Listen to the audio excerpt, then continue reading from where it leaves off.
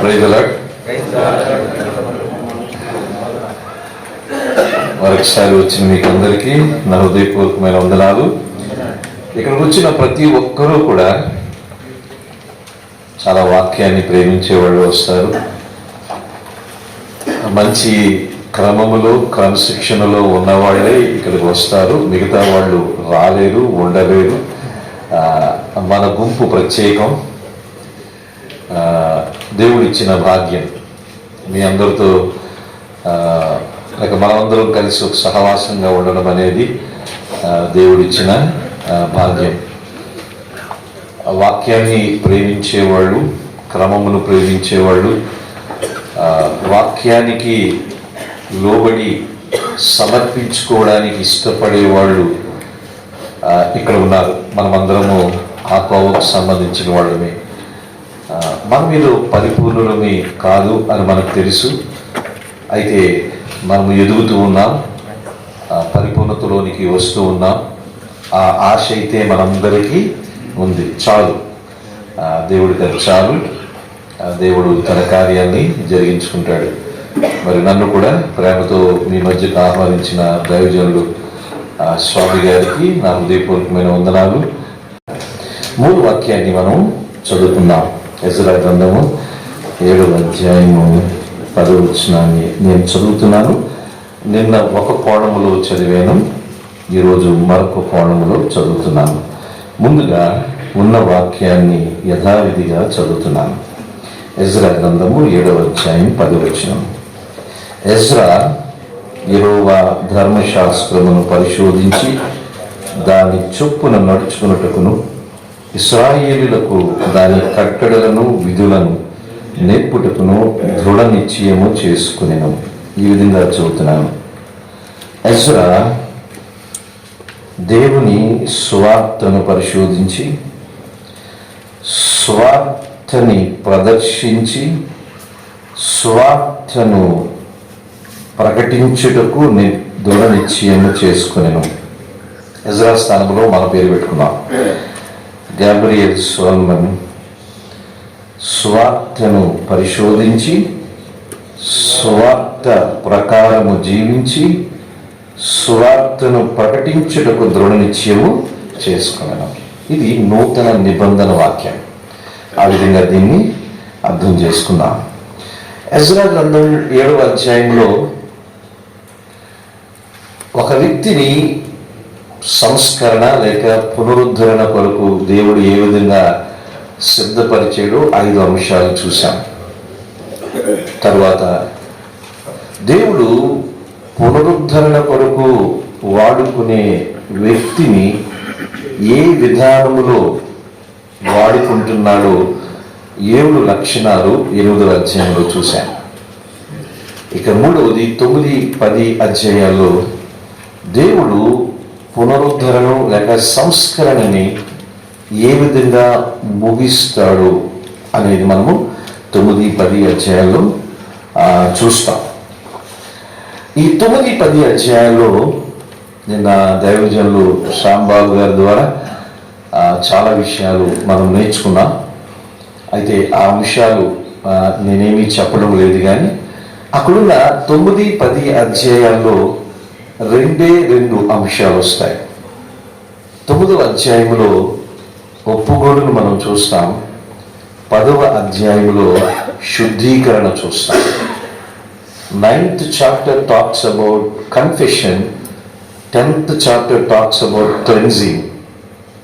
ఒప్పుకోలు, శుద్ధీకరణ, పవిత్రీకరణ అనేది 2 చాలా ముఖ్యమైనవి పునరుద్ధరణకు. క్రైస్తవులుగా లేక విశ్వాసులుగా, ముందు మనం విశ్వాసులు కాబట్టి మనము ఒప్పుకుంటూ మనము శుద్ధీకరణ చేయబడుతూనే జీవిస్తూ ఉంటాం. ఒప్పుకొనుట కొనసాగే ప్రక్రియ, శుద్ధీకరణ చేయబడుట కొనసాగే ప్రక్రియ. పవిత్రపరచబడుట, పరిశుద్ధతలో జీవించుట, ప్రత్యేకంగా జీవించుట అన్నది ఒప్పుకోలు మీద ఆధారపడి ఉంది. అందుకని మనం ఒప్పుకుంటూనే ఉంటాం, మనము పరిశుద్ధతలో, ప్రత్యేకతలో ఎదుగుతూనే ఉంటాం.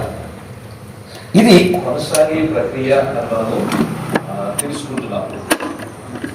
ఒకటి పునరుద్ధరణ అనే ప్రక్రియలో దేవుడు వ్యక్తిని సిద్ధపరుస్తున్నాడు. దేవుడు వ్యక్తిలో కొన్ని లక్షణాలని కోరుకుంటున్నాడు. ప్రక్రియను చూశాం. అయితే చివరిగా ఇది చాలా ముఖ్యమైనది. ఈ రెండు జరగకపోతే వ్యక్తి సిద్ధపరచబడిన వ్యక్తిలో నిన్న నేర్చుకున్న 7 అంశాలు నేర్చుకున్న ఈ చివరి 2 కన్ఫెషన్, క్లెన్సింగ్ అనే 2 జరగకపోతే ఆ పునరుద్ధరణ, ఆ సంస్కరణ అనేది జరగదు. ఇవి చాలా ముఖ్యమైనవి. ఆ కోణంలోనే మనము 9వ అధ్యాయము 10వ అధ్యాయాన్ని ధ్యానము చేస్తాం. మనం చూసినట్లయితే 9వ అధ్యాయంలో పాపము గురించి మనము చూస్తాము. 10వ అధ్యాయంలో పాపం యొక్క ప్రక్షాళన గురించి చూస్తాము. పాపము, పాపపు ప్రక్షాళన. అయితే ఇక్కడ చూపబడిన పాపం వేరే, నూతన నిబంధనలో మనం నేర్చుకోబోయే పాపం వేరే. పాత నిబంధన ప్రకారము పాపము అంటే నిర్వచనం ఒకటే అవ్వచ్చు. పాపాల జాబితా పాత నిబంధన ప్రకారం వేరేగా ఉంటుంది. పాపముల జాబితా కొత్త నిబంధన ప్రకారం వేరేగా ఉంటుంది. చాలా జాగ్రత్తగా అర్థం చేసుకోవాలి. పాత నిబంధనలో పాపము అంటే బాహ్య సంబంధానికి సంబంధించింది, బాహ్యానికి సంబంధించింది. నూతన నిబంధన గ్రంథములో పాపం అంటే అంతరంగానికి సంబంధించింది. పాత నిబంధన గ్రంథములో పాపములు బయటికి కనబడితే పాపము, కానీ నూతన నిబంధన గ్రంథములో బయటకు కనబడకపోయినా అంతరంగములో ఉన్నవి కూడా పాపముగానే పరిగణించబడతాయి. నువ్వు పాత నిబంధన గ్రంథంలో హత్య చేస్తే పాపం, కొత్త నిబంధన గ్రంథంలో ద్రోహి, యుద్ధుడా అంటే నరహత్య చేసినట్టే. పాత నిబంధన గ్రంథంలో వ్యభిచారము ఆచరణలో చేస్తే పాపం, నూతన నిబంధన గ్రంథంలో మోహపు చూపులు కలిగి ఉంటే పాపమే. నిర్వచనములో కూడా మార్పు వచ్చింది. అందుకని కొన్ని సందర్భాల్లో పాత నిబంధన పాపమును మనం తెలుసుకొని సర్దుబాటు చేసుకునే అవకాశం ఉంటుంది. కానీ నూతన నిబంధన పాపమును అర్థం చేసుకుంటే ఇది అంతరంగము గురించి మాట్లాడుతుంది. అసలు క్రైస్తవ జీవితము అంతరంగానికి సంబంధించింది, బాహ్యానికి సంబంధించింది కాదు. సో అక్కడ ఎజ్రా బాహ్య సంబంధమైన పాపం యొక్క ప్రక్షాళన గురించే మాట్లాడుతున్నాడు. ఎందుకంటే పాత నిబంధనలో అంతరంగ సంబంధమైన పాపాల గురించి ప్రత్యేకంగా ఎక్కడ మాట్లాడలేదు. కానీ నూతన నిబంధన గ్రంథంలో మన సర్జరీ లోపల జరుగుతుంది. పాత నిబంధన గ్రంథంలో సర్జరీ బాహ్యానికి జరుగుతుంది. అందుకని మనం డీల్ చేసే అంశాలు కఠినమైన అంశాలు, ఎజ్రా డీల్ చేసిన అంశాలు పైన అంశాలు. అంటే పాపమే, పాపంలో వ్యత్యాసం ఏమీ కనబడదు. అయితే మనము నేర్చుకునే పాపాలకు సంబంధించిన జాబితా మనం చూస్తే ఆ వివాహ వ్యవస్థ కానీ, ఇంటర్ మ్యారేజెస్ అంటాం కానీ, వాళ్ళు వీళ్ళు పెళ్లి చేసుకోవడం, అది పాపముగా ఎంచడం జరిగింది. ఈ రోజుల్లో పాపముగా అవి కూడా పాపములే, కానీ ఇంకా లోతుగా మనము చూస్తాం. అందుకని ఈ 2 అధ్యాయాలు నూతన నిబంధన దృక్పథములో మనం ధ్యానం చేస్తాం. పాత నిబంధన దృక్పథములో ధ్యానం చేయడం సులువు. నూతన నిబంధన దృక్పథములో ధ్యానం చేస్తే ఇది చాలా హైయెస్ట్ స్టాండర్డ్, చాలా ఎత్తైన ప్రమాణములు. అందుకని యేసుప్రభు కూడా కొండ మీద ప్రసంగం చేస్తూ 5వ అధ్యాయంలో దాదాపు 6 పర్యాయాలు అంటారు. అయితే నేను మీతో చెప్పినది ఏమనగా అంటాడు. ధర్మశాస్త్రము చెప్పేది వేరే, నేను మీతో చెప్పినది ఏదనగా అంటాడు. అంటే what I say is important. నేను మీతో చెప్పినది ఏమనగా అంటాడు. ధర్మశాస్త్రం అది చెప్తుంది, ఓకే, అయితే నేను మీతో ఇది చెప్తున్నాను అంటాడు. నేను చెప్పేది ముఖ్యం అన్నట్టుగా. అందుకని నూతన నిబంధన ప్రమాణాలు ప్రకారము వీటిని ధ్యానం చేస్తాం. మనం ఆ కోణంలోనే అర్థం చేసుకోవాలి. అయితే దాన్ని కూడా ఆ కాలాన్ని బట్టి ధ్యానం చేస్తాం. నూతన నిబంధన ప్రమాణాల ప్రకారంగా కూడా ఈ 2వ అధ్యాయాన్ని ధ్యానం చేస్తాం. 9వ అధ్యాయంలో మనం చూస్తే ఆ పాపం గురించి మాట్లాడుతున్నప్పుడు అసలు బైబిల్లో ఆది నుంచి కూడా మనం చూసినట్లయితే 3 రకాలైన పాపములు మనం బైబిల్ గ్రంథంలో చూస్తాం. ఒకటి యూనివర్సల్ సిన్ చూస్తాం, సార్వత్రిక పాపాన్ని చూస్తాం. సాతాను ద్వారా ఆ సార్వత్రిక పాపం ప్రవేశించింది, అపవాది ద్వారా సార్వత్రిక పాపం ప్రవేశించింది. అంటే పాపానికి మూలము అపవాది. తర్వాత ఆదాము ద్వారా మానవుల్లో పాపం ప్రవేశించింది. మానవ జాతిలోకి పాపము ఆదాము అవ్వల ద్వారా సంక్రమించింది. అందుకని పాపము కాస్మలాజికల్ సిన్ ఉంది,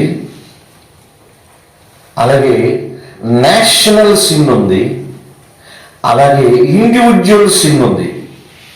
విశ్వంలోనికి పాపం ప్రవేశించింది అపవాది ద్వారా, మానవుల్లోనికి పాపం ప్రవేశించింది ఆదామవ్వల ద్వారా, వ్యక్తిలోనికి పాపం ప్రవేశించింది ధర్మశాస్త్రానికి అవిధేయత అవ్వడం ద్వారా. అది దీంట్లో పెద్ద వ్యత్యాసం ఏమీ లేదు, కొంత సూక్ష్మంగా చెప్తున్నానంటే అన్నీ ఒకటే అర్థం వస్తుంది.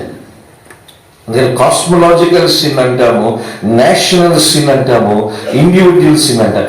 ఏదైనా పాపమే, ఏ పాపానికైనా పర్యవసానం ఉంది. ఆ దేవదూత ద్వారా పాపం ప్రవేశించింది, కాస్మలాజికల్ సిన్, పర్యవసానం అనుభవించాడు, శిక్ష పొందాడు. ఆదాము అవ్వల ద్వారా పాపం ప్రవేశించింది, శిక్షను అనుభవించారు. ఆదాము అవ్వలు శిక్షించబడ్డారు, శపించబడలేదు. అలాగే ఇశ్రాయేలు దేశం స్థాపించబడిన తర్వాత వ్యక్తుల ద్వారా, సమాజము ద్వారా చేయబడిన పాపము దేశానికి క్రమశిక్షణా చర్యలు తీసుకున్నాడు, నేషనల్ కాన్సిక్వెన్సెస్ అంటారు. అందుకని దేవుడు కాస్మలాజికల్గా పాపం విషయంలో శిక్ష విధించాడు. దేశ ప్రకారము దేవుడు దేశానికి పాపం వల్ల శిక్ష విధించాడు. వ్యక్తులు కూడా పాపం వల్ల శిక్షని అనుమతి. పాపానికి పర్యవసానం ఉంది. There is punishment for every type of sin. దేవుడు పాపాన్ని డీల్ చేసే విషయంలో ఒకే రీతిగా ఉన్నాడు. అది అర్థం చేసుకోవాలి మనం. తర్వాత మనం చూస్తే ఆదాము అవ్వలు పాపం చేశారు, దేవుడు ఏదైనా వనము నుంచి బయటికి గెంటి వేశాడు. కయీను పాపము చేశాడు, భ్రష్టుడయ్యాడు, శపించబడ్డాడు. పాత నిబంధన గ్రంథము ధర్మశాస్త్రము స్థాపించబడినప్పుడు లేవీయ కాండం 10వ అధ్యాయంలో నాదాబు అబీహుడు పాపం చేశారు, దేవుడు శిక్షించాడు. కోరహు కుమారులు సంఖ్యాకాండం 16వ అధ్యాయంలో కోరహు కుమారులు దాతాను అబీరాములు పాపం చేశారు, దేవుడు శిక్షించాడు. మిరియాము పాపం చేసింది, సంఖ్యాకాండం 12వ అధ్యాయంలో దేవుడు శిక్షించాడు.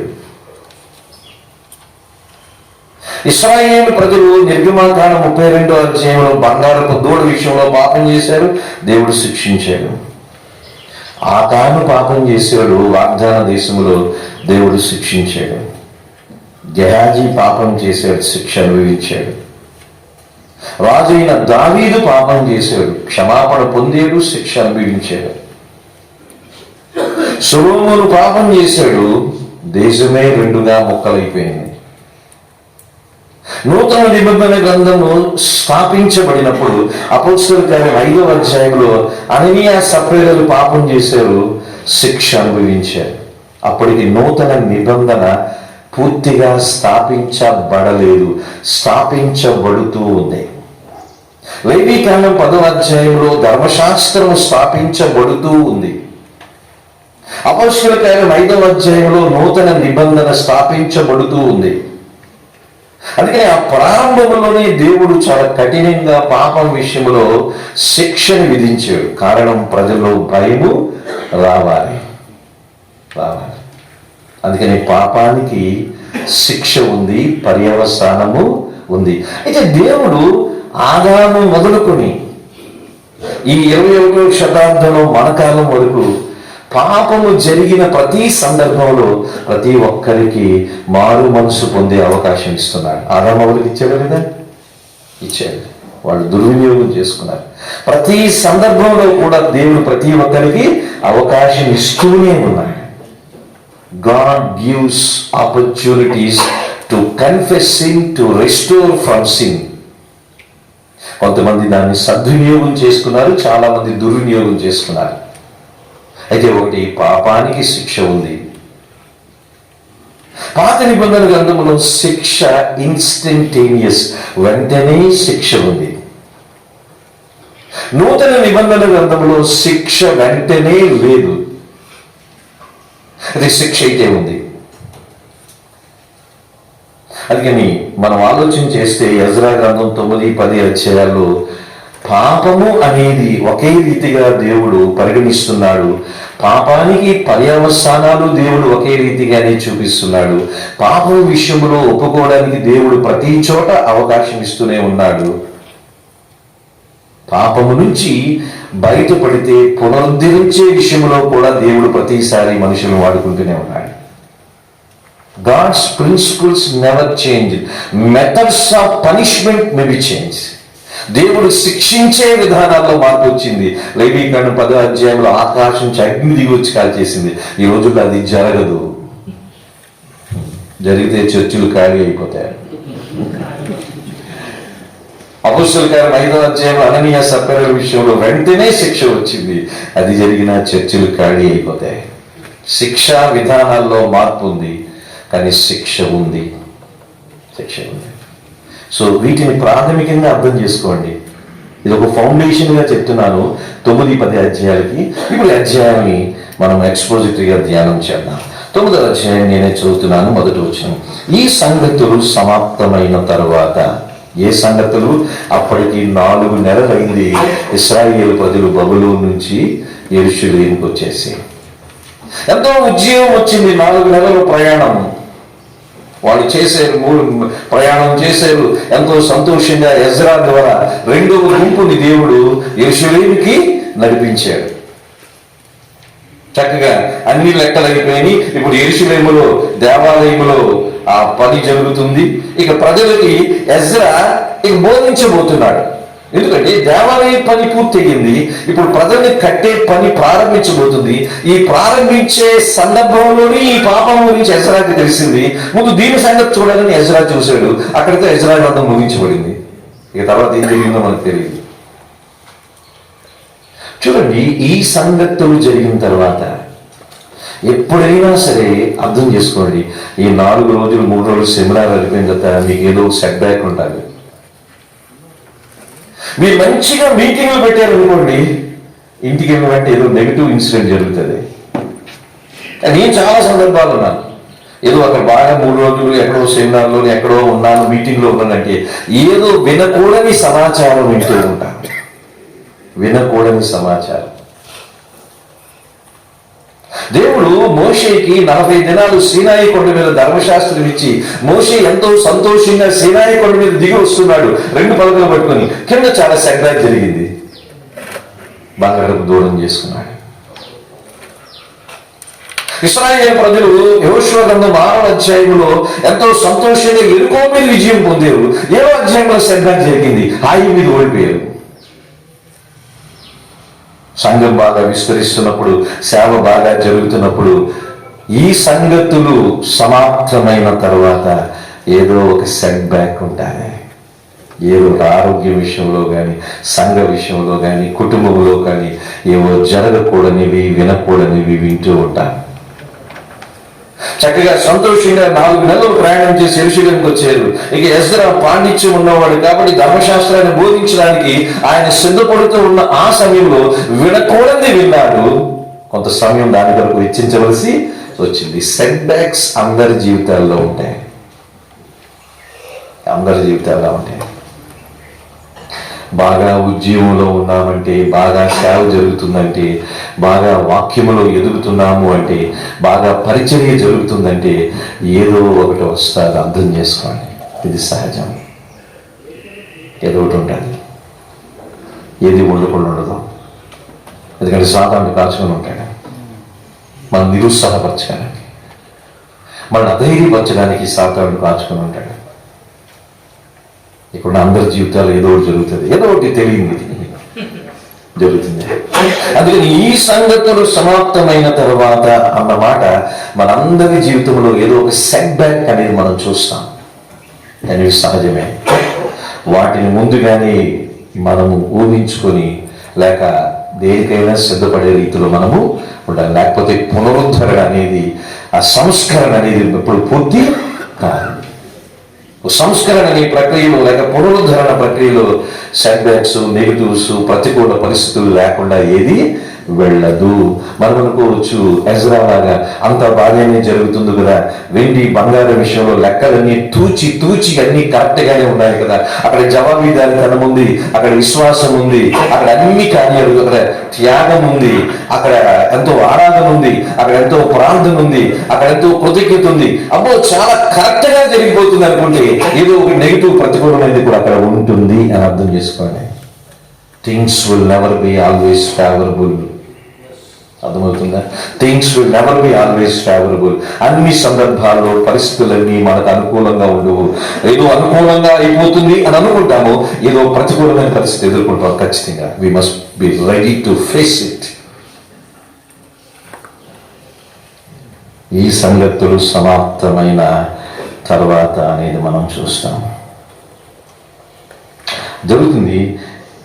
పెద్దలు నా యొద్దకు వచ్చి, ఇశ్రాయేలు నువ్వు యాజకులను లేవీయులను పెద్దలు నా యొద్దకు వచ్చి అంటున్నాడు. సో ఈ సంగతులు సమాప్తమైన తర్వాత చూసాము. రెండవ అంశాన్ని చూస్తే ఇప్పుడు పెద్దలందరూ ఎజ్రా దగ్గరికి వచ్చి ఈ విషయాన్ని తెలియజేస్తున్నారు. ఏంటి ఆ విషయం అంటే, ఇలాగూ వాళ్ళు అసహ్యమైన కార్యములు చేస్తున్నారు, పాపము గురించి తెలియజేస్తున్నారు. వాళ్ళందరూ ఎవరి దగ్గరికి వచ్చారు? ఎజ్రా దగ్గరికి. చాలా జాగ్రత్తగానండి, అందరి దగ్గరికి వెళ్ళి మీ సమస్యలు చెప్పుకోకండి. ఎజ్రా లాంటి వాడికి చెప్పుకోండి, అంతేనా? ఆ సమస్యని ఎవరికి చెప్పారు పెద్దలు? ఎజ్రాకే చెప్పారు. మనము మన సమస్యలు ఎవరికి చెప్పుకోవాలి? ఎజ్రాకే చెప్పాలి. ఎవరు మీ ఎజ్రా? ఏమో అందరికీ చెప్పదు. Please understand this principle. కాకపోతే మీ మీద ప్రచారం జరుగుతుంది చేత ఎజ్రా ప్రార్థన చేయకముందే ప్రాపగేషన్ అయిపోయేది. ఎజ్రాకి ఆ విషయం తెలిసింది, ప్రార్థన చేయడం మొదలుపెట్టాడు. ఆ విషయం తెలిసిన వెంటనే ఎజ్రా కూడా ఇప్పుడు అందరికీ ఫోన్లు చేసి చెప్పడం మొదలు పెట్టలేదు. అంతే, పాపం విషయంలో ప్రచారం చేయడానికి అంత ఎంతూజియాజం మనకు ఉండవలసిన పని లేదు, అంత అవసరం లేదు. ఇశ్రాయేలు ప్రజల విషయంలో ఈ పాపం జరిగింది. వాళ్ళు ఎజ్రా దగ్గరికి వచ్చారు, ఈ విషయాన్ని వాళ్ళు తెలియజేస్తున్నారు. మనం అన్ని విషయాలు అందరికీ చెప్పకూడదు, ఎజ్రా లాంటి వారికే చెప్పాలి. బిఫోర్ ప్రేయర్ ప్రాపగేషన్ జరిగిపోద్ది కొన్ని సందర్భాల్లో. ఆ ప్రాపగేషన్ లో మనం ఉండకూడదు. ఎజ్రా గురించి మనం నేర్చుకోవాల్సింది ఏమంటే, ఎజ్రాకి ఆ పాపం విషయం తెలిసిన వెంటనే తను తన హృదయంలో ఉంచుకున్నాడు, ఎవరికి తెలియజేయలేదు. Keep certain things secret within you and pray for them. We are not here to propagate sins of others. అందరూ వాళ్ళు ప్రచారం చేయడానికి అనగా don't become an advertising agent for others sin. మనకు ఆ బలహీనత ఉంటుంది. ఎజ్రా ప్రార్థన చేస్తున్నాడు, ప్రాపగేషన్ చేయలేదు, ప్రచారం చేయలేదు.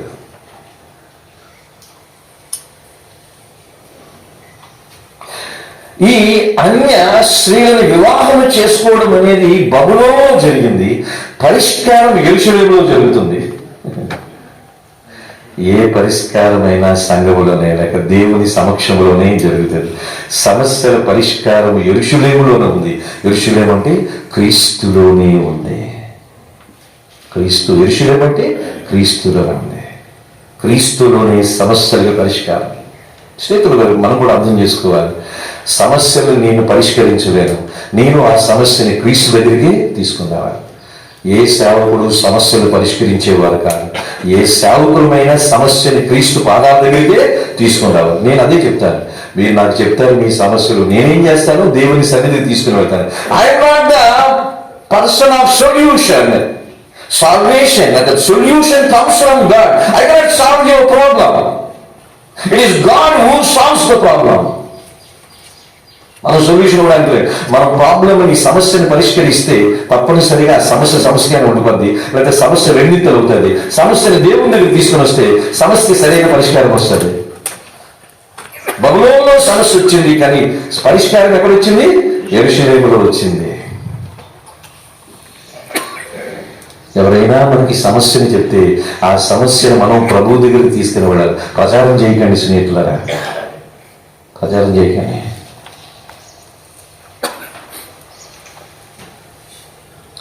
కొన్నిసార్లు కొంతమంది సిస్టర్స్ వస్తారు సేవకులకి చెప్పుకోవడానికి. అయితే నేను ఫాలో అయ్యే పద్ధతి చెప్తాను.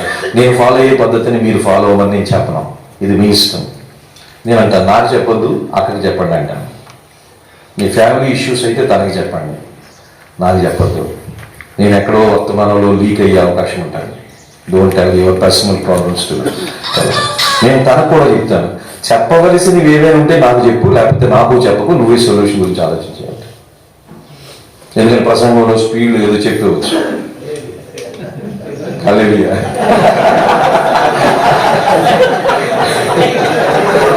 కరెక్టే, ఎందుకంటే మా మనుషులు కదా, నేను మనిషిని, ఎవరు మనుషులే కదా, సహజంగా వచ్చేస్తారు. అంటే నా బలే ఇందు గురించి చెప్తున్నాను, అందరూ అలా మనం కొన్నిసార్లు అంటే నేను మనమేమో కాదు, కానీ మనం గోడ లాంటి పర్సనాలిటీ ఉండాలి. గోడకి ఏం చెప్పినా స్పందించదు. You should be like wall, you should be like wall. గోడలాగే ఉండాలి. ప్రజల సమస్యలు, కొన్ని వ్యక్తిగతమైన సమస్యలు వస్తాయి, అవి సంఘములో ఎవరికి లీక్ చేయకూడదు. ప్రార్థన చేద్దాం. మనము యెరూషలేముకు తీసుకుని వద్దాం, అంటే ప్రభు దగ్గరికి తీసుకుని వద్దాం. ఎందుకంటే అదే చర్చిలో అందరూ ఉంటారు. వాళ్ళ బలహీనత మిగతా విశ్వాసులకి మన ద్వారా తెలిసిందనుకోండి, వాళ్ళు చులకనైపోతారు. రేపు పొద్దున ఆ సమస్య వారికి పరిష్కరించబడిన మిగతా వాళ్ళందరి దృష్టిలో వాళ్ళు ఎప్పటికీ చులకనగానే ఉంటారు. జాగ్రత్త. వాళ్ళ డిగ్నిటీని కాపాడవలసింది మన బాధ్యత. యోహాను సువార్త 8వ అధ్యాయంలో యేసు ప్రభు దగ్గరికి పాపంలో పట్టుబడిన స్త్రీని తీసుకుని వచ్చారు. యేసు ప్రభు ఎక్కడా కూడా, నేను ఒకసారి ఇలా పరిచర్యలో ఉన్నప్పుడు ఈ పరిచర్యలు మత నాయకులు పాపంలో రెడ్ హ్యాండెడ్గా పట్టబడిన స్త్రీని తీసుకుని వచ్చారు. ఇంకో రాళ్ళు వేసి కొట్టి చంపాలని ధర్మశాస్త్రం చెప్పింది. నేను అన్నాను, ఎవరు పాపం లేని వాళ్ళు, ఏదో నేను రాశాను, వాళ్ళందరూ రాళ్ళు ఉద్దేశం వెళ్ళిపోయారు అని ఎక్కడైనా యేసు చెప్పాడా? ఉదాహరణగా చెప్పాడా? అది మనం ఎందుకు చెప్తున్నాం?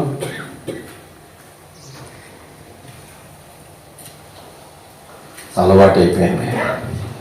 అవతల వ్యక్తుల యొక్క డిగ్నిటీని కాపాడవలసింది మనము. యేసు ప్రభు జెంటిల్మెన్ అన్నారు కదా, దైవజనులు.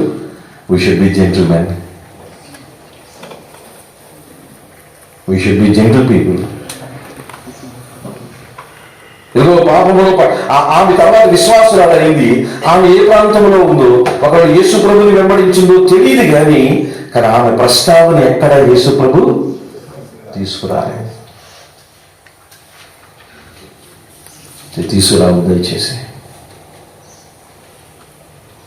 అది ఎజ్రాకు చెప్పాలి సమస్య. మనం ఎజ్రాల్లాగా ఉండాలి. మన సంఘానికి మనం ఎజ్రాల్లాగా ఉండాలి. ఎజ్రా ప్రార్థన చేస్తున్నాడు, కానీ ప్రాపగేషన్ చేయలేదు.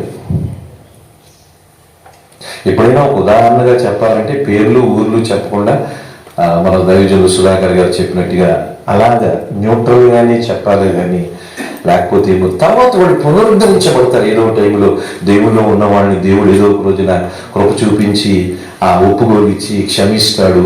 వాళ్ళు మామూలుగానే ఉంటారు, కానీ వారి మీద మన దృష్టి పూర్తిగా మారిపోద్ది. పాత దృష్టి వస్తుంది. వద్దు, అది వద్దు. అది నిజాలు చెప్పుకుందాం.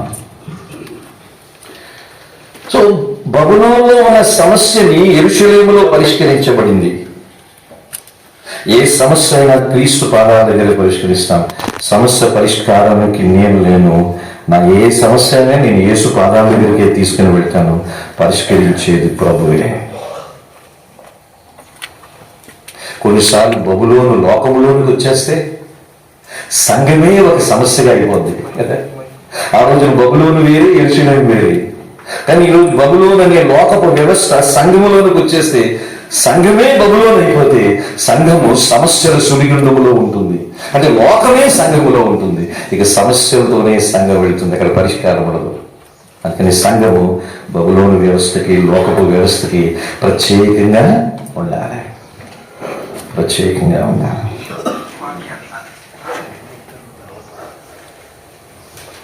ఎందుకు ఎజ్రా దగ్గరికి తీసుకుని వచ్చారు? ఆ పెద్దలు ఆ సమస్యని ఎజ్రా దగ్గరికి ఎందుకు తీసుకొచ్చారు అంటే, వాళ్ళు ఇప్పుడు యెరూషలేములోకి వచ్చారు. దేవుడు ఇశ్రాయేలు దేశానికి ఇచ్చిన 3 గొప్ప వరములు ఏంటో చెప్పమంటారా?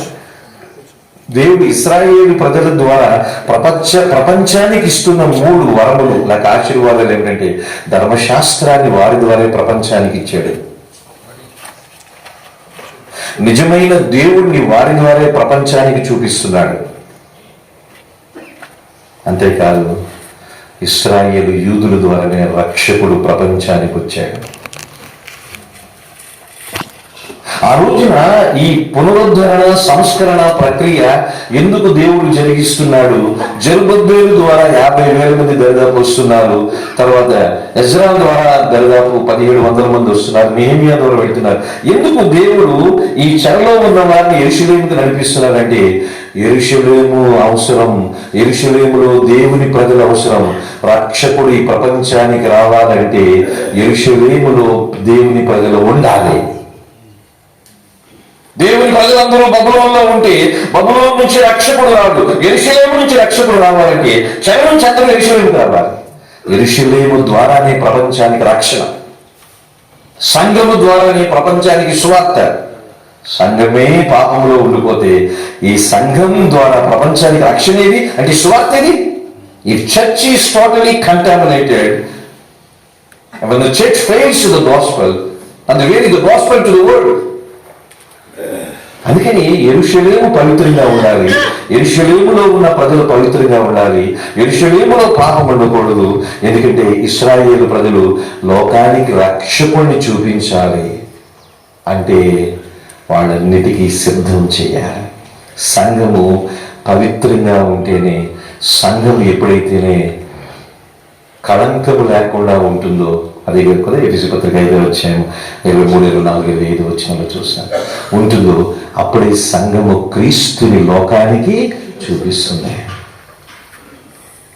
లోకానికి ప్రభువుని చూపించాలంటే సంఘము కళంకమైనను ముడత అయినను అటువంటిది ఏదైనాను ఉండాలి. అందుకని ప్రక్షాళన, అందుకని శుద్ధీకరణ. అందుకని మనం చూస్తున్నాం ఈ సంగతులు సమాప్తమైన తర్వాత సెట్బ్యాక్స్ ఉంటాయి.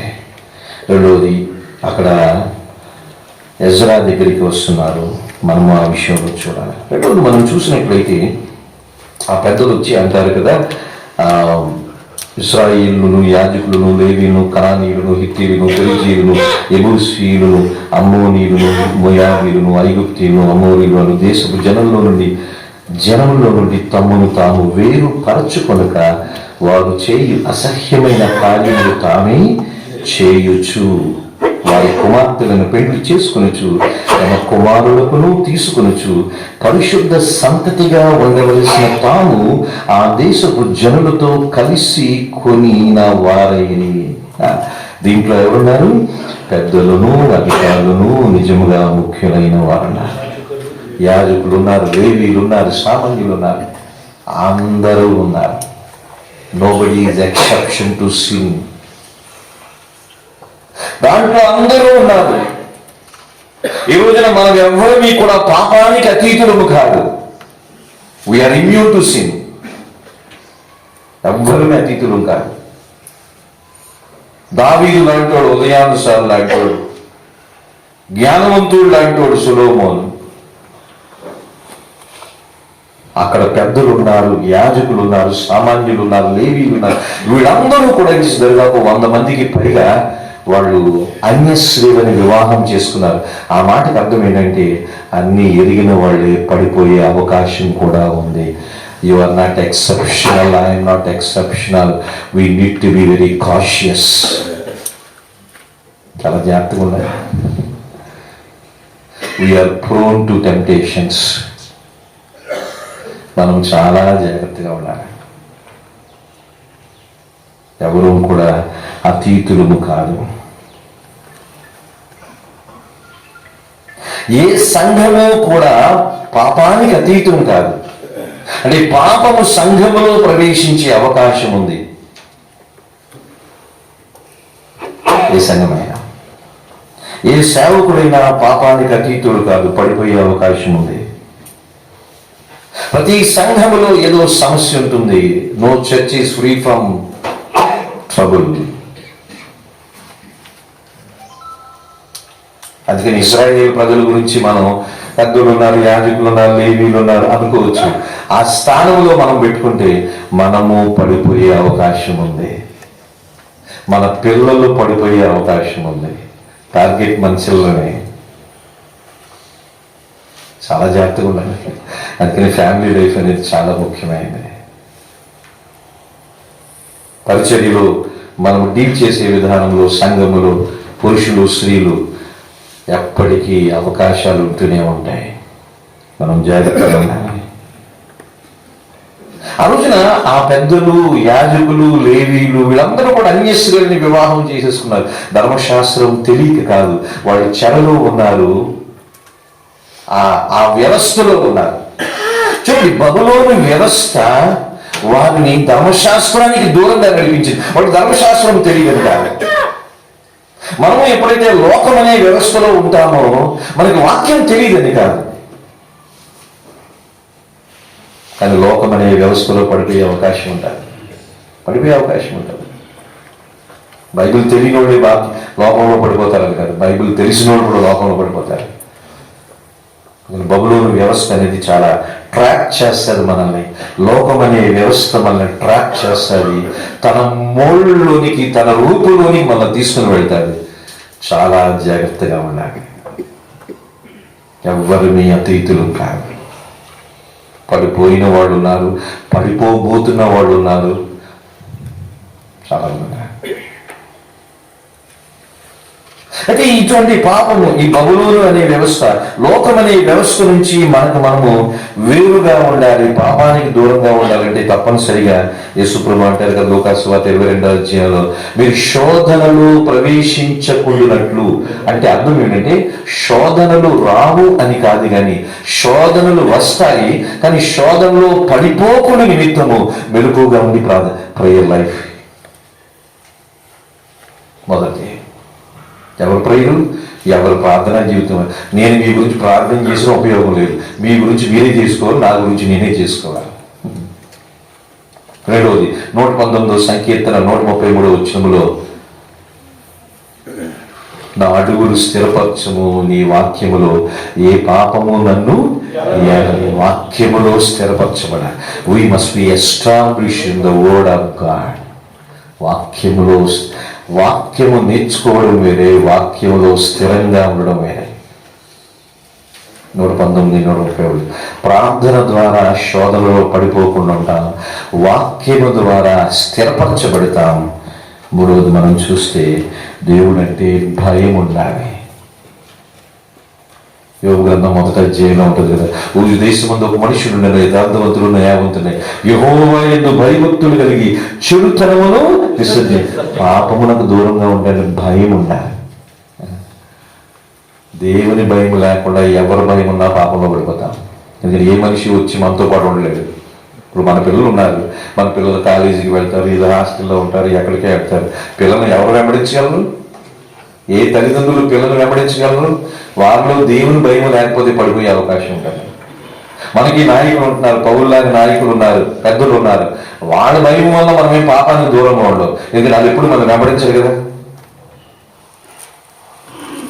దేవుని భయం ఉంటేనే మనము పాపాన్ని జయించగలం. ఏదో నాయకుల ముందు అతి వినయం, దూత లక్షణం ప్రదర్శించవచ్చు, కానీ దేవుని భయం లేకపోతే మనం పాపానికి దూరం అవ్వలేము. ప్రార్థన శోధనలో పడిపోకుండా సహాయం చేస్తుంది.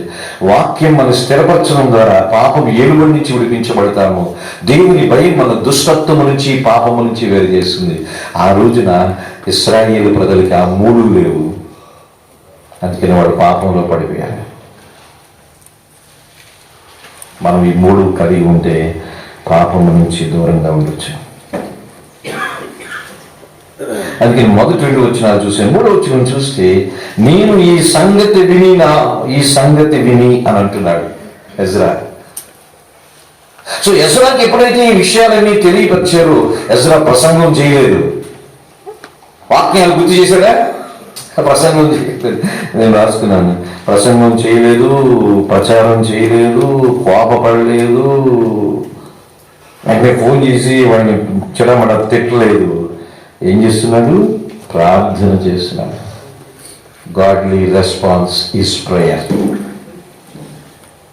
ఎందుకంటే ఆ టైంలో ప్రసంగం చేస్తే ఆవిడ మాత్రం మునిగిపోయినాడు. ప్రసంగం చేయలేదు. No sermon, no propagation, no anger, no abusing words or punishment, only prayer.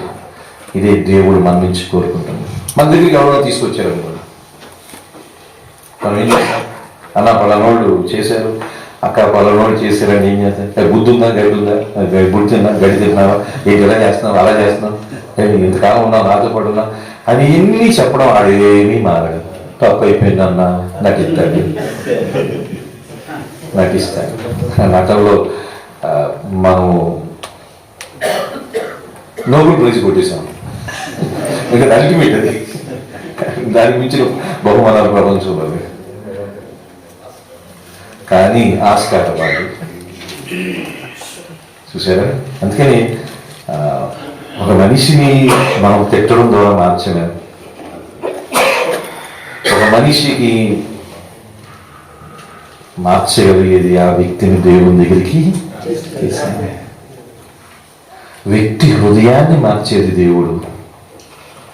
ఆ వ్యక్తిని దేవుని దగ్గరికి తీసుకెళ్తే దేవుడు మారుస్తాడు.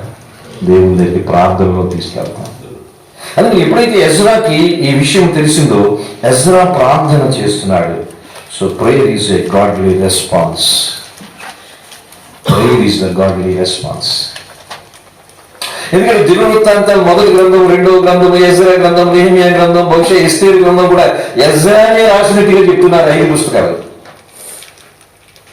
ఎజ్రా రచయిత. అయితే ఎజ్రా బహుశా దినవృత్తాంతం 2వ గ్రంథం 7వ అధ్యాయం 14వ వచనంలో కదా, తన ప్రజలు తగ్గించుకొని వారు ఒప్పుకుంటే దాన్ని విడిచిపెడితే దేవుడు క్షమించి దానికి స్వస్థత, ఆరోగ్యమును ఇస్తాడు. ఆ మాటలు ఆయన గుర్తుకొచ్చినాయేమో, ఇదిగో ఈ పాపాన్ని నేను ఒప్పుకుంటే వాళ్ళకి దేవుడు వాళ్ళు ఒప్పుకుంటారేమో, నేను వాళ్ళని ప్రార్థన చేస్తే వాళ్ళు తగ్గించుకుంటారేమో, ఒప్పుకుంటారేమో, దేవుడు క్షమిస్తాడేమో, దేవుడు ఆరోగ్యము, స్వస్థత ఇస్తాడేమోనని 2వ దినవృత్తాంతాలు 7:14 గుర్తుకొచ్చి ఉంటుంది. ఎజ్రా ప్రార్థనే చేస్తున్నాడు. By prayer we bring people to the feet of God. ప్రార్థన ద్వారా ప్రజల్ని దేవుని పాదాల దగ్గర, ప్రార్థనతో పాదాలు, ఆయన ప్రభు పాదాల దగ్గర పెడితే ఆయన చూసుకుంటాడు. ఆ సంగతి స్నేహితులు, మీరు నేను చూసుకోవడానికి లేదు. మనం ఎవరిని మార్చలేము. మనం ఎవరైనా మారితే మనలాగే తయారవుతాడు. మన ద్వారా మార్చబడిన వాడు మనలాగే ఉంటాడు. దేవుని ద్వారా మార్చబడిన వాడు దేవుడిలాగా ఉంటాడు. Don't try to change or convert anybody. Leave the job to God. మనదంతా వాక్యం చెప్పడమే. మనం కన్విన్స్ చేయొచ్చు, ప్రజల్ని మనం కన్విన్స్ చేయొచ్చు, రకరకాల బుద్ధి చెప్పొచ్చు, రకరకాలుగా చెప్పొచ్చు. కానీ అంతరంగంలో మార్పులు తీసుకుని వచ్చేది, ప్రభు వీడిని నీ చేతిలో పెడుతున్నా, ఇదిగో నా కొడుకుని నీ చేతిలో పెడుతున్నాను, నా కూతురు నీ చేతిలో పెడుతున్నాను, ఈ విశ్వాసం నీ చేతిలో పెడుతున్నాను. ఈ నా మాట వినడం లేదు. చర్చిని మాని పొమ్మన్నా పోవడం. ఏం చెప్తాం? కొంతమంది వదలరు, ఎందుకంటే అలవాటు అయిపోయింది. అంబియన్స్. అందుకని ఎజ్రా ఏం చేస్తున్నారంటే, గాడ్ చూడండి, strength of the prayer it is not the length of the prayer is important. Ezra ప్రార్థన ఏదో గంటల తరబడి ఏమీ ఎజ్రా ప్రార్థన చేయలేదు. ఆ ప్రార్థనలో బలం ఉంది. ఎజ్రా ప్రార్థనలో బలం ఉంది. అంతేకాదు, ఎజ్రా ప్రార్థనలో వేషధారణ లేదు. ఆ ప్రార్థనలో తను తాను ఆ ప్రార్థనలో ఆ విజ్ఞాపనలో పెట్టుకున్నాడు. మా అపరాధములను మా పాపములను అని తను వారిలో ఒక్కడిగా అనిపించుకున్నాడు.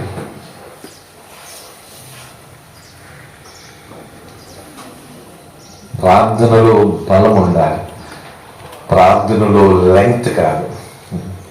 కర్మేలు పర్వతం మీదకి వెళ్ళాడు. మొదటి రాజుల గ్రంథం 18:36 నువ్వు ఇశ్రాయేలుకు దేవుడు అయినావని, నేను ఈ సేవకుడినై ఉన్నానని ఈ ప్రజలు తెలుసుకోవడానికి ఏదో ఒక కార్యాన్ని చెయ్యన్నాడు ఏలియా.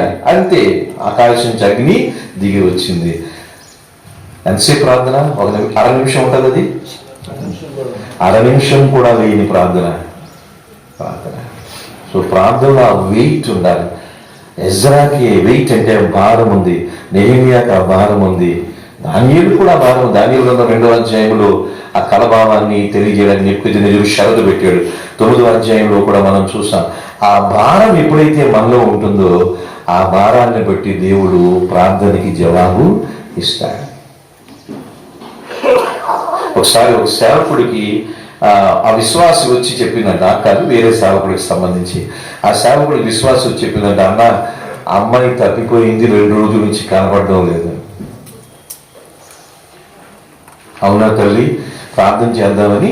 సరే మామూలుగానే, ప్రభా మరి ఆ సహోదరి కుమార్తె తప్పిపోయిందంట, ఎక్కడుందో ఏంటో మరి నువ్వు వెతుకు పెట్టుకునిరా, త్వరగా ఇంటికి వచ్చేటప్పుడు సహాయించి ఆమె అనేసారంట. తర్వాత దేవుడు ఆయనతో మాట్లాడుతున్నారంట, ఒకవేళ నీ కూతురే తప్పిపోతే నువ్వు ఇలాగే ప్రార్థన చేస్తావు అన్నాడంట. నీ కూతురే తప్పిపోతే నువ్వు ఇలాగే ప్రార్థన చేస్తావు అన్నాడు. అప్పుడు భారంతో ప్రార్థన చేశాడు. ఎజ్రా ప్రార్థనలో ఆ భారాన్ని చూస్తాం. మన పిల్లల గురించి మనం భారంగా ప్రార్థన చేస్తాం, మన గురించి మనం భారంగా ప్రార్థన చేస్తాం.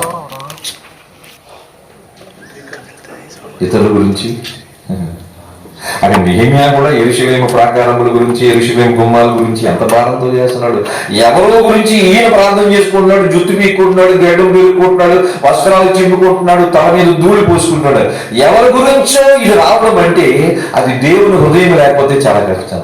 Unless we have the heart of God, we cannot have the burden of God. దేవుని హృదయం మనలో లేకపోతే దేవుడికి ఉండే భారం మనకి రాదు. అది అంత సులువైంది కాదు. అది దేవునితో మనం చేసే సహవాసం మీద ఆధారపడు. స్నేహితులు అర్థం చేసుకోండి, దేవునితో మీరు నేనే సహవాసమే ఈ భారాన్ని ఇచ్చేది. లేకపోతే ఆ సేవకుడు చేసినట్టుగా చేస్తాం. మన పిల్లలు తప్పిపోతే ఎలా చేస్తాం? మన ఇంట్లోనే మన కొడుకు కూతురు అన్య స్త్రీని అన్య అబ్బాయిని పెళ్లి చేసుకుంటే మన ప్రార్థన ఎలా ఉంటుంది? సంఘంలో ఎవరో పెళ్లి చేసుకుంటే ప్రార్థన ఎలా ఉంటుంది? అది మన ఇంట్లో జరిగినట్టుగా ప్రార్థన చేస్తే ఆ ప్రార్థనకి వెయిట్ ఉంటుంది, ఆ ప్రార్థనకి జవాబు వస్తుంది. So it is not the length of the prayer, it is the strength of the prayer is very important. ఆ భారం రావాలంటే దేవుని హృదయం మనకు అర్థం కావాలి. హోషియా గ్రంథం అంతా ఏంటంటే పాపాన్ని దేవుడు ఏ దృష్టితో చూస్తున్నాడో హోషియా కూడా పాపాన్ని అదే దృష్టితో చూశాడు. దేవుడు అదే కోరుకుంటున్నాడు. ఆ రోజుల్లో ప్రవక్తల నుంచి, ఈ రోజుల్లో మన నుంచి కూడా దేవుడు అదే కోరుకుంటున్నాడు. పాపాన్ని దేవుడు ఎంత తీవ్రతతో చూస్తున్నాడో నేను పాపాన్ని అంతే తీవ్రతతో చూడాలి అనగా దేవుని హృదయము మనస్సు నాకుంటేనే అలా చూడగలను. అప్పుడే నాకు ఆ భారం వస్తుంది. లేకపోతే ఆ ప్రార్థన కాలక్షేపం అయిపోద్ది.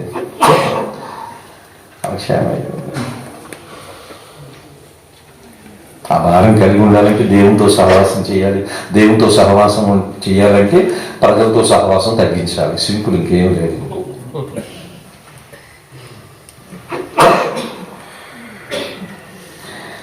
అందుకని మనం చూస్తున్నాము ఆ ప్రార్థన 3వ వచనం నుంచి 15వ వచనం వరకు మీరు చూస్తే ఆ ప్రార్థనలో పాపాన్ని ఏ విధంగా చూపిస్తున్నాడో చూడండి. ఎజ్రా అంటున్నాడు కదా, పాపము మొదటి వచనంలో వారు చేయు అసహ్యమైనది. పాపము అసహ్యమైనది. మొదటిది రెండు దశగా అంటాడు కదా 6వ వచనంలో, నేను నా ముఖము నీ వైపు ఎత్తుకొనుటకు సిగ్గుపడి ఖిన్నుడినయ్యున్నాను. పాపము సిగ్గును తీసుకుని వచ్చేది, సిగ్గును తీసుకుని వచ్చేది. తర్వాత 9వ అధ్యాయంలోని 9వ వచనం చూస్తే పాపము శిక్షను తీసుకుని వచ్చేది, పాపం శిక్షను తీసుకుని వచ్చేది. యోసేపు అంటాడు ఆదికాండం 17వ అధ్యాయంలో అనుకుంటా, 37వ అధ్యాయంలో, ఎంత ఘోరమైన దుష్కార్యములు నా దేవునికి విరోధముగా నేను ఎట్లు చేయను. పాపము ఘోరమైంది, పాపము అసహ్యమైంది, పాపము సిగ్గుతో ఉండేది, పాపము శిక్షను తీసుకుని వస్తుంది అని పాపాన్ని గుర్తించాలి. Sin is not weakness, sin is sin. పాపంలో పెద్ద పాపం లేదు, చిన్న పాపం లేదు. పాపాన్ని పాపంగానే చూడు. అసలు ఒక రకంగా చూస్తే ఏదైనా తోటలో ఆదామలు వ్యభిచారం చేశారో, దొంగతనం చేశారో, దోపిడీలు చేశారా, తిన్న పండుగ తిన్నారు, పెద్ద పాపం ఏముంది అది పెద్ద. అంటే మనం పాపాల జాబితాలో మనం చూస్తే అది పెద్దదేమీ కాదు. వ్యభిచారం జరగలేదు, ఆ నరహత్యలు జరగలేదు. అంటే మనం వాటిని పెద్ద పాపాలుగా చూస్తున్నాం కదా. ఈరోజు కూడా అదే చూస్తున్నాం. చెప్తాను, నూతన నిబంధనకు వస్తాను, మన అందరి సంగతి తేలిపోద్ది. ఇప్పుడు ఇంకా పాత నిబంధనలుగా ఉన్నాం. అందుకని పాపము ఘోరమైంది, అది తీవ్రమైంది, అది సిగ్గును కలిగించేది, శిక్షను తీసుకుని వచ్చేది. అర్థం చేసుకోవాలి, పాపాన్ని తీవ్రంగా ఇచ్చాడు కాబట్టి పాపం విషయంలో అంత ఘోరమైనది చూస్తున్నాడు. అది నేను దైర్యంలో కూడా చెప్పారు, చాలాసార్లు మనం వింటున్నాం. ఈరోజు పాపాన్ని టాలరెన్స్, సిన్ ఆఫ్ టాలరెన్స్ అంటాం. టాలరెన్స్ అంటే కదా సర్దుబాటు, సహించుకోవడం, తట్టుకోవడం. పర్వాలేదు కదా, పర్వాలేదు, ప్రతిదానికి పర్వాలేదు, దేవుడు క్షమిస్తాడు. కృప కలిగినోడు, దయ కలిగినోడు, కనికరం కలిగినాడు, పర్వాలేదు. సిన్ ఆఫ్ టాలరెన్స్ అంటారు. పర్వాలేదు, ఏదో అన్యశ్రేణి పెళ్లి చేసుకున్నారు, బబులోన్లో పుట్టారు, బబులోన్లో పెరిగారు, అక్కడ మరి వ్యాపారాలు ఇళ్ళు అన్ని స్థిరపడిపోయి ఎంతో బంధుత్వం ఇవన్నీ వచ్చేసి అక్కడ అమ్మాయిని పెళ్లి చేసుకున్నారు. దీనికి ఎంతగా ఎడవాలా? జుట్టు పీక్కొని, గడ్డం పీక్కొని, వస్త్రాలు చింపుకొని, తల మీద ధూళి వేసుకున్నంత భయంకరమైన పాపమా ఎదురా? ఏంటయ్యా పిచ్చి పట్టిందా నీకు? ఏం చేశారని వాళ్ళు పెళ్లి చేసుకున్నారు అని అనుకుంటాం. మనం పాపాన్ని తేలిగ్గా తీసుకునే కాలంలో ఉన్నాం. పాపాన్ని తేలిగ్గా తీసుకునే కాలంలో ఉన్నాం. పాపానికి సున్నితత్వాన్ని కోల్పోయిన కాలంలో ఉన్నాం. We lost the sensitivity towards sin. అబద్ధాలు పర్వాలేదు, మోసం పర్వాలేదు. ప్రసంగాలు ఎన్ని అబద్ధాలు, ఎన్ని ఉదాహరణలు అబద్ధాలు ఉంటాయి, ప్రసంగాలు ఎన్ని ఉంటాయి. ఇవన్నీ కాకతాళీయంగా అనుకోకుండా వచ్చేస్తున్నాయి. అలవాటు అయిపోయింది. సున్నితత్వం కోల్పోయారు. అదే దీన్ని చాలా సీరియస్గా స్నేహితులు అర్థం చేసుకోండి. పాపం ఎప్పుడైతే మనము సీరియస్గా తీసుకుంటాం, సిన్ ఈజ్ ఆల్వేస్ సీరియస్, దాన్ని సీరియస్గా తీసుకుంటాము, అప్పుడే అటువంటి భారమైన ప్రార్థన వస్తుంది. ఒకవేళ అర్థం చేసుకోండి, వాడు బబులోన్లో వీళ్ళు వివాహం చేసుకున్నారు. వీళ్ళు వివాహం చేసుకున్నారనే విషయము యెరూషలేముకు వచ్చే వరకు ఎవరికి తెలియదు అని అనుకున్నారు. కానీ దేవుడు బహిర్గతం చేశాడు. అవును కదా? మరి జెరుబ్బేలుతో పాటు వచ్చారు, ఎజ్రాతో పాటు వచ్చారు. ఇన్ని వేల మంది వచ్చేసారు. 50,000 మంది, ఇప్పుడు 5,000 మంది, 6,000 మంది ఉన్నారు. ఇన్ని వేల మందిలో 100 మందిని ఎవరు పట్టుకుంటాడు అని అనుకోవచ్చు. కానీ పాపాన్ని దేవుడు ఎప్పుడైనా ఎక్స్పోజ్ చేస్తాడు. Sin will be exposed one day. It may be delayed but exposed one day. దావీదు 11 నెలలు, దావీదికి బెత్షెబాకి తప్ప ప్రపంచంలో ఎవరికి తెలియదు అని అనుకున్నాడు. కానీ తెలిసిందే, వాళ్ళు అక్కడ వివాహం అందరినీ ఎజ్రా నాయకత్వంలో వీళ్ళందరూ వచ్చారు, జెరుబ్బేలు నాయకత్వంలో వచ్చారు. వాళ్ళు వస్తున్నప్పుడు ఎప్పుడైనా సరే, అరే మేము అన్యశ్రేణులు వివాహం చేసుకున్నాం, మేము పట్టబడితే మా పరిస్థితి ఏంటి అని అప్పుడు వారికి తెలిస్తే అసలు బబులోను నుంచి యెరూషలేముకు వచ్చేవాళ్ళు కాదు, అక్కడే ఉండిపోయేవాళ్ళు. వాళ్ళు అనుకున్నారు, ఎవరికి తెలిసిన ఇవన్నీ అనుకున్నారు, వచ్చారు. దేవుడు దాన్ని బహిర్గతం చేశాడు. ఇప్పుడు భార్యని పిల్లల్ని వదిలేవలసిన పరిస్థితి వస్తుంది. పాపంని దేవుడు ఎక్స్పోజ్ చేస్తాడు. It may be delayed but exposure is compulsory. నేనైనా దొరుకుతాను, మీరైనా దొరుకుతాను, అవునా కదా? ఏదో రోజు దొరుకుతారు. పాపము దేవుడు ఎక్స్పోజ్ చేశాడు. అందుకే నేను అర్థం చేసుకోవాలి. ఆ రోజున వాడు చేసిన పాపము వివాహాల విషయంలో.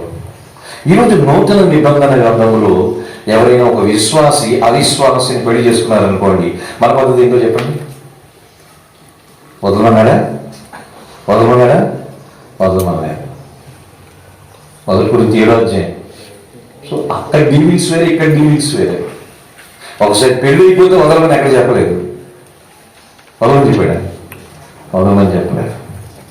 కానీ అక్కడ వదలమన్నాడు. నాకు అనిపిస్తూ ఉంటుంది ఇది చదువుతున్నప్పుడు, ఎంతమంది పిల్లలు డాడీ మమ్మల్ని వదిలేస్తున్నావా, ఏవండి మమ్మల్ని వదిలేస్తున్నారా, డాడీ అని డాడీ కాళ్ళు పట్టుకొని ఏడుస్తూ ఉంటే వీళ్ళు ఎన్ని సంవత్సరాలు పెళ్ళిపోయి ఉన్నారో తెలియదు, కానీ ఎంత ఏడ్చుకొని ఉంటారో. ఆ సీను హృదయ అసలు తక్కువ. పెళ్ళైపోయిన తర్వాత పిల్లల్ని భార్యల్ని పంపించేయడము ఇది తట్టుకోలేంది. కానీ ప్రక్షాళన జరగాలి. అయితే మనకు ఆ పద్ధతి లేదు. అదే ఆ రోజున వాళ్ళ మధ్య జరిగిన పాపం ఏంటంటే వివాహ వ్యవస్థలో పాపం. ఈ రోజున అది కూడా జరుగుతుందని చెప్తున్నాను. అందుకని పెళ్లికి ముందే ఏదో మనం చూసుకోవాలి. పెళ్ళి అయిపోయిందో తోదలమని చెప్పలేము. సో అది పెళ్లి గురించి. మన పాపం ఏంటంటే వరల్డ్లీనెస్, లోకం అనే వ్యవస్థ. ఆ రోజున యెరూషలేములో బబులోను వ్యవస్థకు సంబంధించి వివాహ వ్యవస్థలు ఉండిపోయారు. ఈ రోజున మన పాపం ఏంటంటే లోకమనే వ్యవస్థ.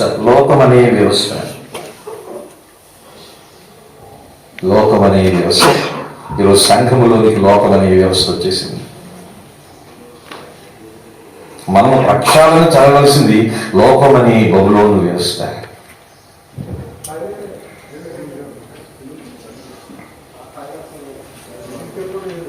అందుకని ఆ రోజుల్లో ఆ పాపం వేరే, ఈ రోజుల్లో మనం తీసుకుంటే వేరే.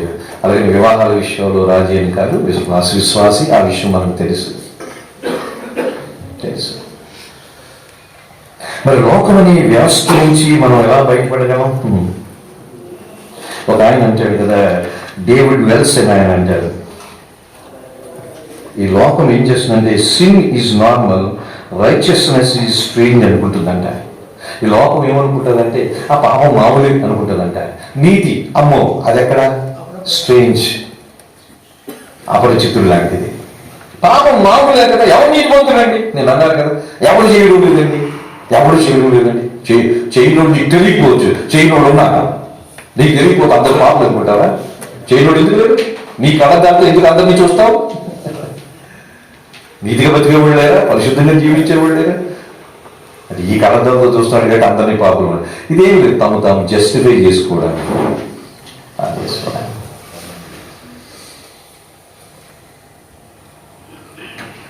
అందుకని మనం ఆలోచన చేయాలి.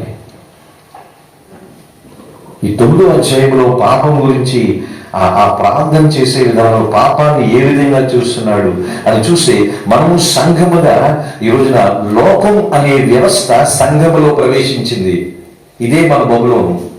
మనము లోకముతో వివాహం అయిపోయాం. We are married with the world. ఈ రోజున చర్చ్ లోకంతో కలిసిపోయింది, పెళ్ళైపోయింది. ఎందుకంటే లోకం అంతా ఇక్కడే ఉందంటే, చాలాసార్లు ఉన్నాను, లోకం ఎక్కడ ఉందంటే సంఘంలో ఉందంటే, సంఘం ఎక్కడ ఉందంటే లోకంలో ఉందన్నారు. అంటే సంఘము లోకము మిళితమైపోయింది. ఇదే స్పిరిచువల్ వెడ్లాక్. స్పిరిచువల్ లోకము సంఘము కలిసిపోయింది. మరి ఆ రోజున యూదులు అన్యశ్రీలు కలిసిపోతే విడిపోమన్నాడు కదా దేవుడు. విడిపోవడానికి ఇది ప్రక్షాళన చేస్తున్నాడు. ఇప్పుడు లోకము సంఘము కలిసిపోతే విడిపోవడానికి ప్రక్షాళన జరగాలి కదా, అప్పుడే పునరుద్ధరణ జరుగుతుంది. విడకుండా పునరుద్ధరణ జరగదు. ఎజ్రా ప్రక్షాళన చేయకపోతే, ఎజ్రాని దేవుడు ఎంతగా సిద్ధపరిచినా, ఎజ్రాకి ఎంత పాండిత్యం ఉన్నా వేస్ట్. మన వాక్యజ్ఞానం ఏం పనిచేస్తుంది? ప్రక్షాళన జరగకపోతే వాక్యజ్ఞానం ఏం పనిచేయదు. ప్రక్షాళన జరగాలి. దానికి ఆయన పూనుకున్నాడు. He was ready to address the problem. మనం పూనుకోవాలి. ఈ పూనుకునే ప్రక్రియలో కొంతమంది శత్రువులు అయిపోతాం, కొంతమంది మిత్రులు అవుతాం, కొంతమందిని పోగొట్టుకుంటాం, కొంతమందిని సంపాదిస్తాం.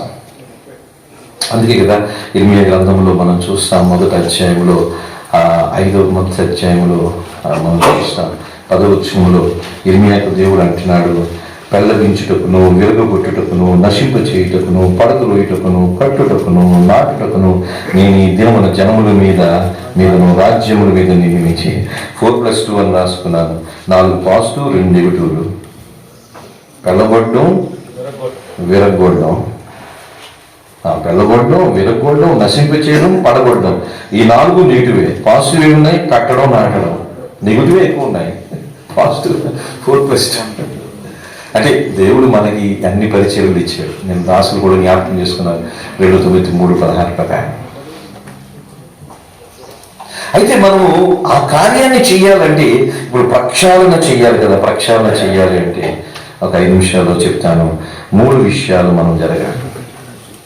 10వ అధ్యాయంలో సరే ఏడుస్తూ ఉన్నాడు, ప్రార్థన చేస్తూ ఉన్నాడు, దేవుని గురించి కన్నీరు కొనసాగిస్తున్నాడు. అక్కడ ఏలాము కుమారులు ఒకరిని షకన్యాన్ని ఏర్పాటు చేసుకున్నాడు. షకన్యా ముందుకు వచ్చాడు. ఎందుకంటే షకన్యా కూడా అన్యస్త్రీని వివాహం చేసుకున్నాడు. షకన్యా కుటుంబంలో కూడా అన్యస్త్రీని వివాహం చేసుకునేవాడు ఉన్నారు. ఆ 10వ అధ్యాయం 26వ వచనంలో చూస్తే షకన్యా కుటుంబంలో చాలా మంది అన్యస్త్రీలు వివాహం చేసుకున్నారు. తను ధైర్యంగా ఎజ్రా ముందుకు వచ్చాడు, అన్న అందరినీ ప్రక్షాళన చేద్దామన్నాడు. ఇది డిసెంబర్ నెలలో జరిగింది. మొత్తానికి మార్చి నెల వరకు ప్రక్షాళన జరుగుతూనే ఉంది. ప్రక్షాళన అంటే ఆ గుర్తించడం అనేది జరుగుతూ ఉంది. అది అక్కడ డేటింగ్ తారీఖుల ప్రకారం చూస్తే మనము ప్రక్షాళన ఎలా చేయగలం? 3 విషయాలు చెప్పి నేను ఊహిస్తాను. ఈ రోజున మన ప్రక్షాళన ఎలా జరుగుతుంది? ఎజ్రాను వదిలేసేయండి కూడా. పాత నిబంధన ఎజ్రా వివాహాలు, వాళ్ళందరూ భార్యను విడిచిపెట్టేశారు, పిల్లలను విడిచిపెట్టేశారు, మొత్తానికి వాళ్ళు వేరైపోయారు, ఆ పునరుద్ధరించబడ్డారు కుటుంబాలు. అది ఎజ్రా. మన పరిస్థితి ఏమిటి చూడండి. రోమీయులకు రాసిన పత్రిక 12వ అధ్యాయంలో ఆ మాట మనకు తెలుసు. ఆ మాటని కాస్త వివరిస్తాం. రోమీయులకు రాసిన పత్రిక 12. కాబట్టి సహోదరులారా, పరిశుద్ధమును దేవునికి అనుకూలములైన సజీవ యాగంగా మీ శరీరంలో ఆయనకు సమర్పించుకుండని దేవుని వాత్సల్యమును బట్టి మేము బతిమాలుకొంచు. ఇట్టి మీకు యుక్తమైంది. మీరు లోక మర్యాదను అనుసరింపక మన ప్రక్షాళన ఎలా చేయాలంటే ఉత్తమమును, అనుకూలమును, సంపూర్ణ దేవుని చిత్తం మీద పరీక్షించుకొని తెలియనట్లు తెలుసుకుని మీ మనస్సు ప్రక్షాళన, రెన్యూయింగ్ మైండ్. మనం ప్రక్షాళన ఎలా చేయగలం? మనకి ప్రక్షాళన ఎలా చేసుకోగలం? పునరుద్ధరణకు అవసరమైంది ఏమిటంటే ఆ రోజున ఒప్పుకోలు విడిచిపెట్టాం. పునరుద్ధరణకు అవసరమైంది ఏమిటంటే మనకి మనస్సు మారి రూపాంతరం చెందాలి. Renewing mind. మనస్సు మారడం ఏంటంటే చూడండి, మనస్సు మారడం అంటే చెప్తున్నా, మనస్సు మారి రూపాంతరం చెందడం అంటే మన ఆలోచనలు మారాలి, మన ఆలోచించే విధానం మారాలి. మనం ఆలోచించే విధానము దైవిక విధానములోనికి రావాలి. Our thinking should align with God's truth. మన ఆలోచన విధానం అంట దేవుని వాక్య సత్యానికి అలైన్ అయితేనే మనస్సు మారినట్టంట. మన ఆలోచన విధానము దేవుని వాక్య సత్యంతో అనుసంధానం చేయబడిందా, లోకముతో అనుసంధానం చేయబడిందా? పునరుద్ధరణ, ప్రక్షాళన ఎప్పుడు జరుగుతుందంటే మనస్సు మారినప్పుడే. మన ఆలోచన విధానం, స్నేహితులారా, మన ఆలోచన విధానం మారాలి. మన ఆలోచన విధానము వాక్య ఆలోచన విధానములోనికి రావాలి, దేవుని ఆలోచన విధానములోనికి రావాలి.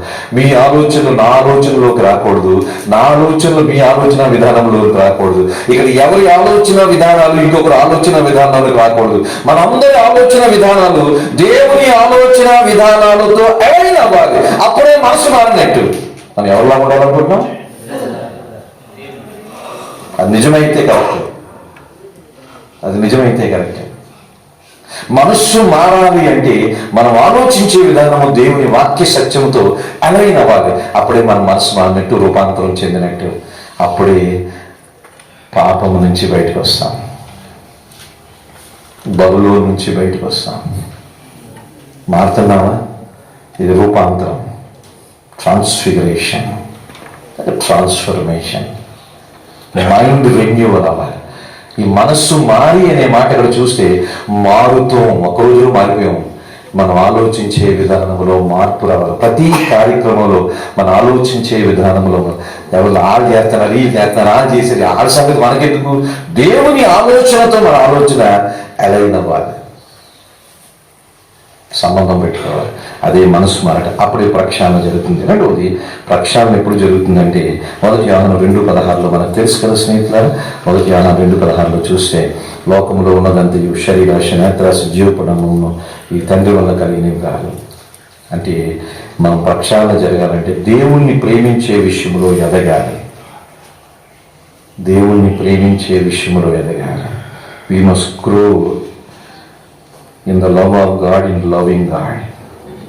ప్రేమించడం అంటే అర్థం ఏంటి చెప్పండి? దేవుణ్ణి ప్రేమించడం అంటే ఆయన ఆజ్ఞలు వేయకూడదు. సరే, ఇది డెఫినేషన్. అసలు ప్రేమించడం అంటే అర్థం ఏంటి చెప్పండి?